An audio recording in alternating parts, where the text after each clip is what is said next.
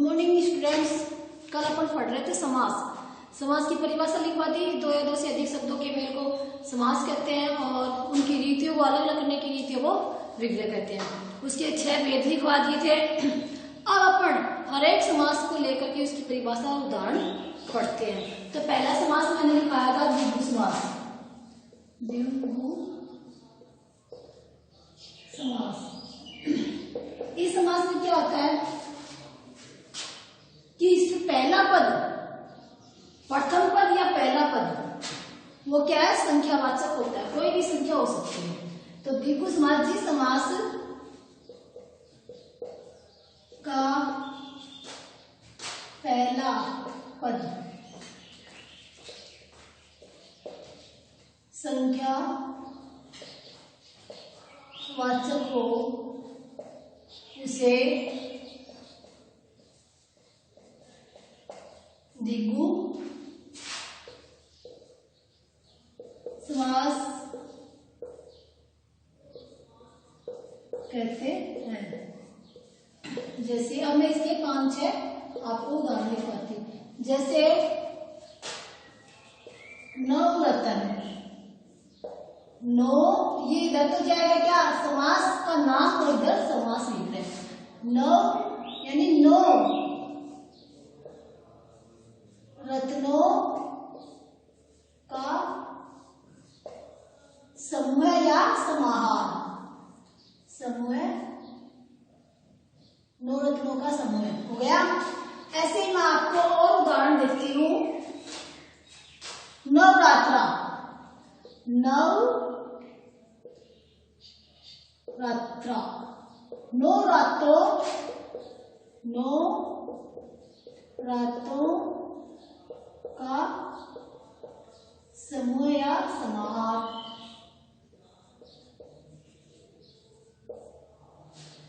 फिर अपना पंचवटी, पंचवटी 5 वटी यानी वृक्ष, 5 वृक्षों का समूह है। त्रिलोक, त्रिलोक 3 लोकों का समाहार। 3 लोकों का समाहार। फिर अपन लेते हैं पंजाब, पंजाब इसमें क्या है, 5 नदियां है। पंजाब का क्या होगा, 5 नदियों का समाहार। 5 नदियों का समाहार। आगे है अपना दोपहर, यानी कोई भी हो, चौराहा जिसमें पहला पद संख्यावाचक हो। चौराहे यानी जहां 4 रास्ते मिलते हो, 4 रास्तों का समाहार। त्रिफला, त्रिफला या 3 फलों का समाहार। 3 फलों का समाहार। त्रिवेणी 3 नदियां। तो इस तरह से ये अपना हो गया द्विगु समास की पहला पद क्या आएगा, संख्यावाचक। अब अगला जो आया था अपन ने द्वंद्व समास। द्वंद्व समास, इस समास में क्या होगा, उसमें तो द्वंद्व समास में क्या है, उसमें तो पहला पद प्रधान था। 2 पद होते हैं, पहला दूसरा प्रथम और द्वितीय। इस समास में दोनों पद समान प्रधान होंगे, दोनों का उतना ही महत्व होगा। लेकिन इसमें क्या होगा, एक तो योजक शब्द या फिर और शब्द, इन दोनों का लोप होगा। ये दोनों अपन को दिखाई नहीं देते, लेकिन उनका विग्रह करेंगे तो ये और शब्द आएगा बीच में विग्रह करने के। तो जिस समास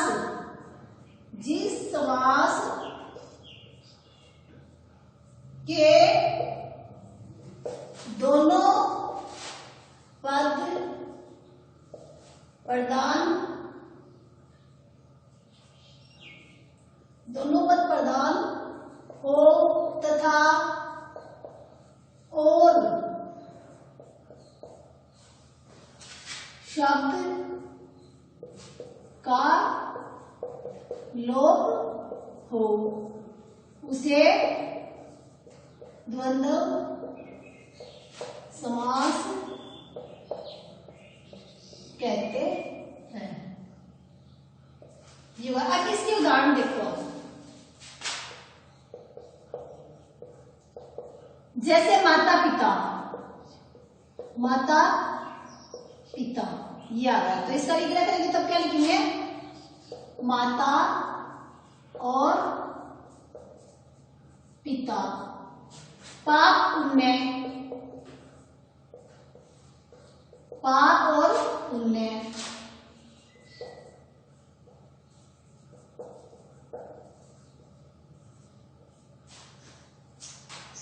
दाल रोटी,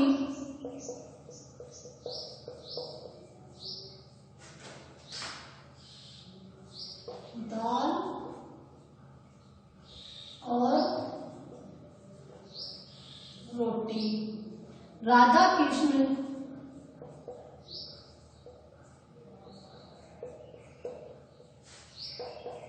राधा और कृष्ण। अंजल, अन और जल। इस तरह से हम उनका विग्रह करेंगे और इनको लेंगे। इनके बीच में ये योजक चिन्ह और शब्द का लोप होता है और दोनों की प्रधानता बराबर होती है इस समास में। ठीक है, अब अपन तीसरा लिखा था हमने कल अव्ययीभाव समास। अव्ययीभाव समास 3 नंबर पे क्या लिखा था हमने? अव्ययीभाव समास। ठीक है, तो इस समास में क्या है? अव्यय। अव्यय किसे कहते हैं? मैंने करवा दिया, पढ़ते उपसर्ग करवाए थे, पढ़ते उपसर्ग में अव्यय थे अपने। तो अव्यय क्या है? अव्यय है। तो इसमें क्या होगा? पहला पद उपशब्द युक्त होगा या एक ही शब्द की आवृत्ति 2 बार होगी। जैसे हाथोहाथ, बातोबात, रातोरात, इस शब्द से ऐसे शब्द होंगे जिसको हम क्या कहेंगे? अव्ययीभाव समास। अव्यय नाम से पता चलता है कि अव्यय उपसर्ग होता है। तो पहला पद जिस समास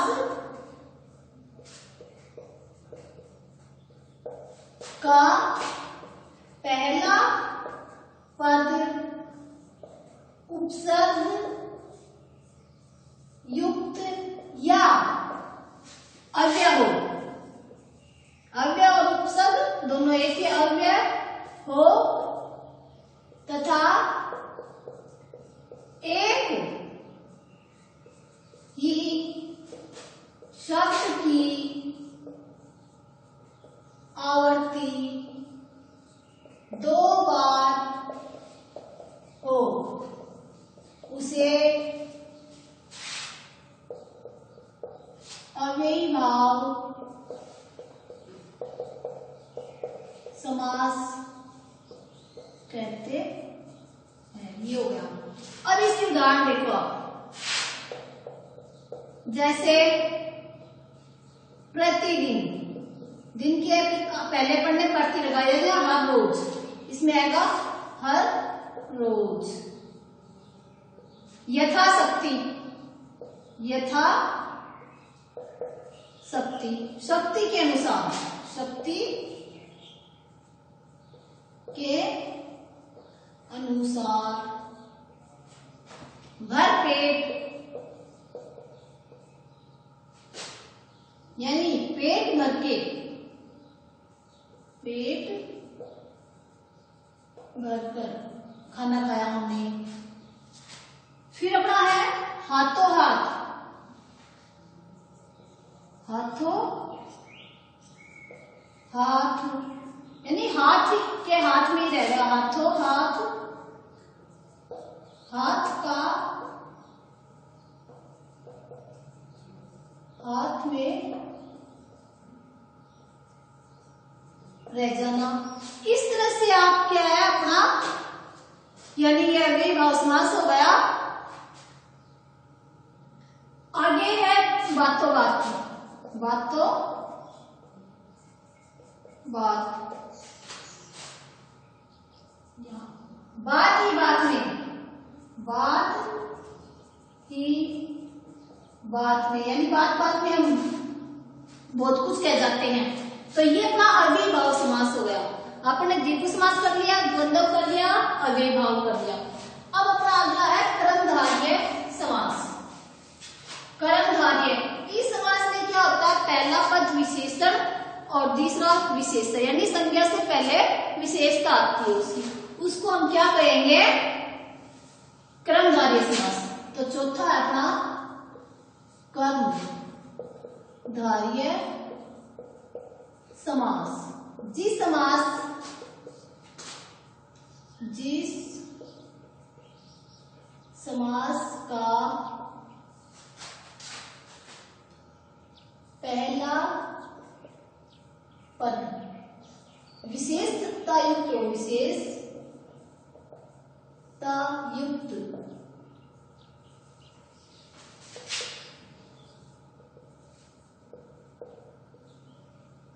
युक्त हो,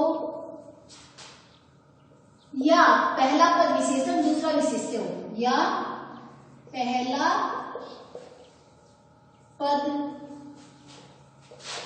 विशेषण तथा दूसरा पद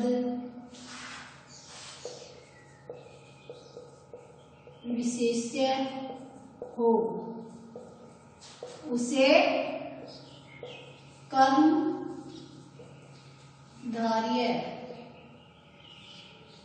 समास कहते हैं। अब इसमें देखो संज्ञा, विशेष्य क्या है, संज्ञा ही अपना विशेषण है, तो इसकी विशेषता होगी उसे हम कर्मधारय समास कहेंगे। जैसे उदाहरण लिखवाती में, मृग नयन, यानी आंखें किसके समान है, मृग के समान, हिरण के समान, मृग के समान आंखें, ठीक है। इस नीलकंठ,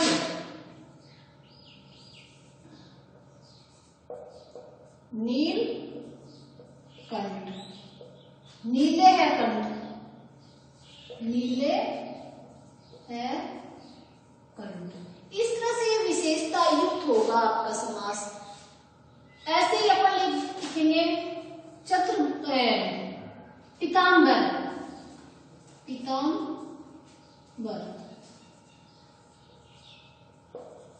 पीले, पीला है अम्बर, पीला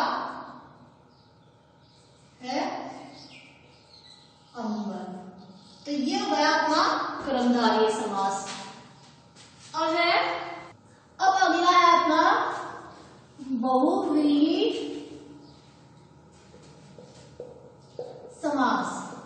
अब इस समास में क्या है, किसी में पहला पद संख्यावाचक था, किसी में विशेषता थी, किसी में दोनों पद प्रधान थे, लेकिन इसमें कोई भी पद प्रधान नहीं है, बल्कि तीसरा अर्थ निकलेगा। इसमें क्या है, तीसरा अर्थ निकलेगा। जिस समास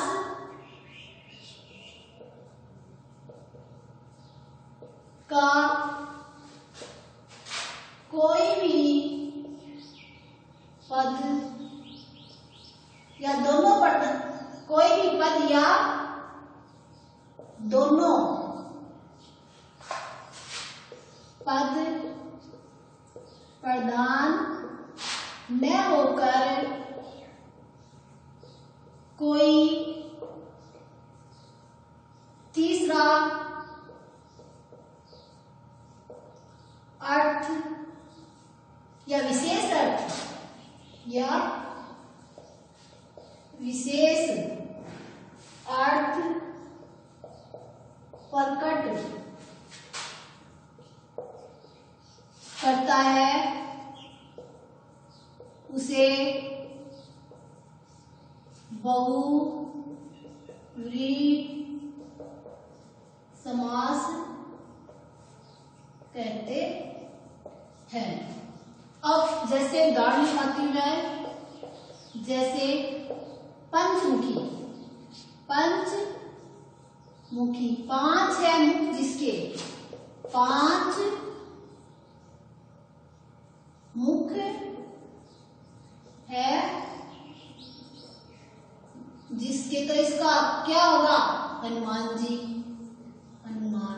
तो 5 मुख हो गए। तीसरा अर्थ विशिष्ट अर्थ प्रदान करता दशानन, दशानन 10 है आनंद जिसके, 10 आनंद या सिर, आनंद है जिसके, ये कौन है, रावण। इसी तरह वीणा पाणी, वीणा पाणी, वीणा है जिसके हाथ में, वीणा है जिसके हाथ में, ये है सरस्वती। तो देखो इन सब का क्या है, तीसरा अर्थ निकल रहा है, सभी का कोई ना कोई विशेष अर्थ निकल रहा है। तो ये क्या हुआ, अपना विशिष्ट अर्थ दे रहे हैं, तो ये अपना हुआ बहुव्रीहि समास।